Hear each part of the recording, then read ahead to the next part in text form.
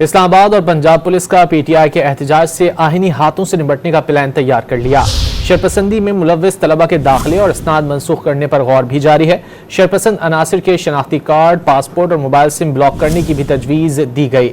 اسلام آباد پولیس کا آنسو گیس کے 40,000 شیل خریدنے کا فیصلہ۔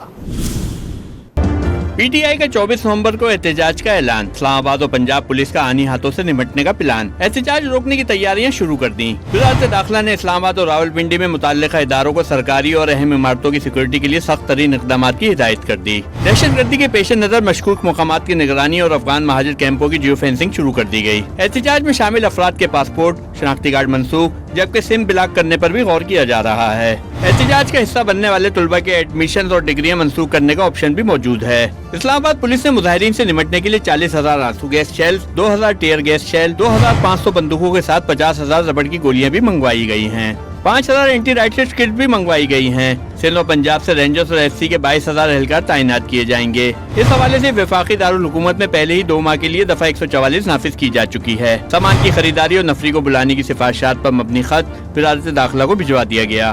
ذرائع کا دعویٰ ہے کہ پی ٹی آئی نے 24 نومبر کو احتجاج کی کال دے رکھی ہے، مگر تحریک انصاف نے تاحال کسی احتجاج کے حوالے سے این او سی نہیں مانگا۔